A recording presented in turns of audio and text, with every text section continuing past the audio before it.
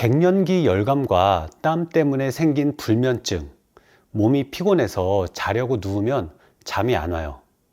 새벽 3, 4시에 깨는 건 기본이고, 잠을 못 자니까 다음날 피로가 쌓여서 우울하고 또 병든 닭처럼 몸에 힘이 빠집니다. 또 조금만 움직여도 몸에 힘이 없어서 괴로워요. 제일 중요한 것은 수면제가 첫 번째가 아닙니다.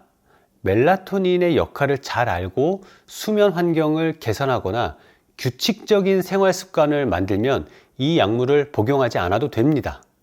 오늘은 불면증이 생기는 원인과 수면제 없이 잠을 잘 잘 수 있는 방법 5가지를 알아보도록 하겠습니다. 안녕하세요. 중년 PT 최태선입니다. 나이가 들면 잠을 못 자는 게 당연한 걸까요? 네, 어느 정도는 자연스러운 현상입니다. 실제로 불면증 때문에 병원을 찾으시는 분들 절반이 60세부터라고 합니다. 그럼 병원에서는 어떻게 접근할까요?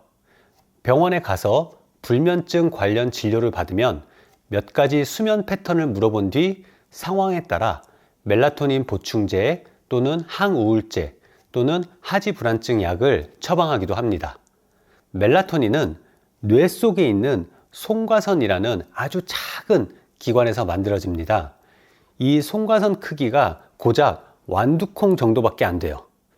이 멜라토닌은 눈에 빛이 들어오면 멜라토닌 분비가 줄어들면서 몸을 활동적이게 만들고, 빛이 들어오지 않는 밤이 되면 분비가 활발해지면서 졸음과 휴식을 유도합니다. 그런데 나이가 들수록 이 멜라토닌 분비량이 줄어듭니다. 노화 과정에서 자연스럽게 일어나는 건데요. 실제로 70세의 나이가 되면 멜라토닌 분비량이 30대에 비교해서 4분의 1 수준으로 떨어진다고 합니다. 나이가 들수록 잠이 줄어드는 것은 이 멜라토닌과 관계가 있습니다. 어떤 분들은 수면제가 빨리 효과를 볼 수 있다고 추천하시기도 하죠.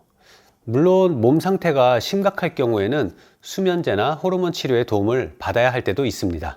하지만 더 중요한 건 약 없이도 자연스럽게 건강한 몸을 만들 수 있다는 겁니다.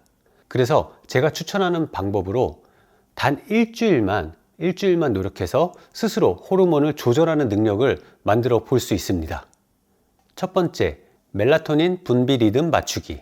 밤에는 멜라토닌이 잘 나오도록 하고 낮에는 줄어들게 해야 합니다. 이렇게 설명드리면 바로 검색해서 이 건강기능식품으로 멜라토닌 보충제를 구입하시는 분들도 계십니다. 그런데 여기에 주의할 점이 있어요. 멜라토닌 보충제는 장기 복용과 용량에 대한 연구가 아직 충분하지 않습니다. 3mg에서 20mg까지 다양하고 용량이 천차만별인데요. 과거에 우리나라에서 이 판매가 허용되지 않았던 이유도 여기에 있습니다. 비교적 안전한 호르몬이지만 장기 복용 시에 결국 의존하게 되고 내성이 생기게 되는 거고, 사람은 더 강한 약물을 원하게 됩니다. 반드시 주치의와 상의 후 올바르고 짧게 복용하면서 자연스러운 패턴에 의한 분비를 만들어내야 합니다. 두 번째, 일주일 동안 규칙적인 생활습관 만들기. 멜라토닌은 하루 주기와 일주일 주기로 분비되는 리듬이 있어요. 특히 3.5일 주기로 이 멜라토닌 분비량이 변화하기 때문에 여러분들이 3.5일이 2번 지나가는 일주일 동안 규칙적인 생활을 하게 되면 이 멜라토닌 리듬이 안정화되는 것을 경험하실 수가 있어요. 즉, 잠을 잘 주무실 수 있다는 거죠. 세 번째, 잠들기 2시간 전에 목욕하기. 몸이 따뜻해야 잠이 잘 오지 않나요 해서 찜질팩에 몸을 지지면서 주무시는 분들이 있는데, 잠이 올 때 체온은 약간 내려가게 되는 게 좋습니다. 여기서의 체온은 심부 체온인데요. 몸에 열감이 있으면 오히려 깊은 잠을 들 수 없어요. 반신욕이나 족욕을 하면 체온이 올라갔다가 내려가는 시간이 2시간 뒤입니다. 그때 내 체온이 내려가는 때에 맞춰서 잘 수 있도록 해보세요. 네 번째, 음주 피하기. 잠이 안 온다고 술 한 잔 드시는 분들이 많으신데요. 이건 잘못된 방법입니다. 졸음이 오는 것 외에 좋은 것이 하나도 없어요. 술이 일시적으로 졸음을 유발할 수 있지만 그렇게 섭취하게 된 알코올은 몸에서 해독되는 과정이 너무 복잡하고 신체의 휴식을 방해하게 됩니다. 결국 깊은 잠을 못 자게 되고 신체 회복이 제대로 이루어지지 않아서 다음날 더 피곤해지는 거죠. 다섯 번째, 운동하기.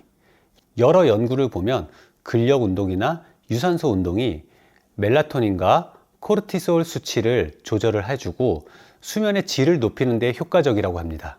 코르티솔은 이 적당히 스트레스를 받는 상황에서 분비되는 호르몬으로 낮에는 코르티솔이 집중력과 에너지를 높여주지만 밤에는 수면에 방해를 줄 수가 있기 때문에 낮에는 코르티솔이 높아야 되고 밤에는 멜라토닌이 높아야 됩니다. 특히 운동의 강도가 중요해요. 자신이 할 수 있는 능력의 40에서 60% 정도의 강도로만 운동을 하면 됩니다. 이것이 불면증 해소에 가장 긍정적인 영향을 준다는 결과가 많이 있습니다. 이렇게 단 일주일간 운동, 목욕, 음주 피하기 같은 이 습관만 바꿔도 수면의 질을 훨씬 높일 수 있습니다. 오늘부터 하나씩 실천해 보세요. 하지만 나이가 들면서 운동할 때 가장 힘든 건 역시 관절이 아프거나 또 안 좋아질 수 있다는 거죠. 제가 지금까지 운동과 생활 습관을 지도해 드렸던 분들이 1000명이 넘는데요.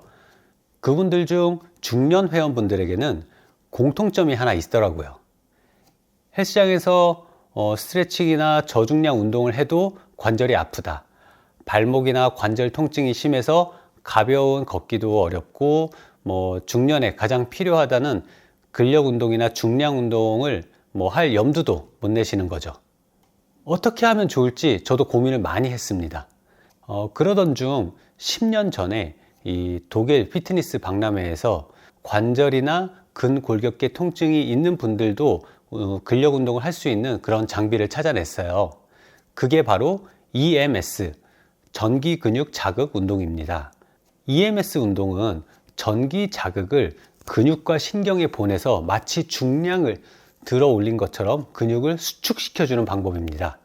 이 수축이 반복되면서 근육량을 늘리거나 유지할 수 있게 되는 거죠. 미국 FDA에서 승인을 받았고, 그리고 EMS는 통증 개선, 근육 수축 운동, 기능적 전기 치료에도 사용되기 때문에 관절통이나 몸에 통증이 있어도 충분히 운동을 하실 수가 있는 장비입니다. 그리고 가장 큰 장점 중에 하나는 무엇보다 단 20분의 시간만으로 1시간에서 1시간 반 운동한 효과를 가질 수가 있다는 거죠. 이게 가정용과 업장용으로 나뉘는데 이 업장용 EMS 수트가 가정용 EMS하고 다르게 출력이 굉장히 강해요. 이 장비로는 정말 깊은 속근육까지 자극할 수 있고 반드시 지도자가 옆에서 체크해 가며 운동이 진행되어야 합니다. 트레이너의 역량에 따라 원하는 부위를 집중적으로 운동할 수 있습니다. 무거운 중량 없이 근육을 성장시킬 수 있는 유일한 기술입니다. 이번에 특별히 구독자분들을 위해서 원데이 클래스를 마련했습니다.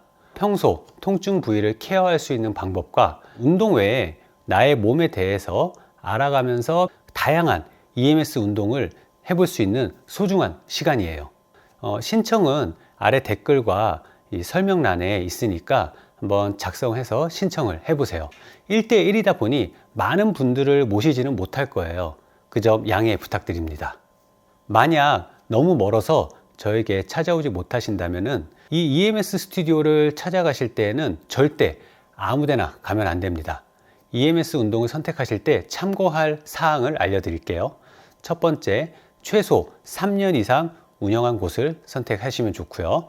두 번째, 오너가 직접 트레이너로서 상주하며 오너의 경력이 확실한 곳을 찾아가셔야 됩니다. 세 번째, 뷰티 장비와 병행하거나 이 식품을 판매하는 곳은 피하세요. 네 번째, 체험 수업을 꼭 받아보시고요. 수업이 좋았고 믿음이 간다 하더라도 장기간 등록하지 마시고 3개월 단위로 재등록하시는 걸 추천합니다. EMS 운동은 이런 분들한테 추천합니다. 근육 운동을 하고 싶지만 몸이 불편해서 힘드신 분, 바쁜 스케줄 때문에 시간이 없으신 분, 운동이 싫어도 건강을 위해서 꼭 해야 하시는 분들에게 추천을 합니다. 결국 불면증과 갱년기를 이겨내는 핵심은 꾸준함입니다. 나에게 맞는 운동을 찾고 그걸 지속적으로 유지하는 것, 이것만큼 중요한 건 없습니다. 우리 함께 꾸준하게 건강을 만들어 가보자고요. 오늘도 시청해 주셔서 감사하고요. 다음 주에도 좋은 정보로 여러분들 찾아뵙도록 하겠습니다. 감사합니다.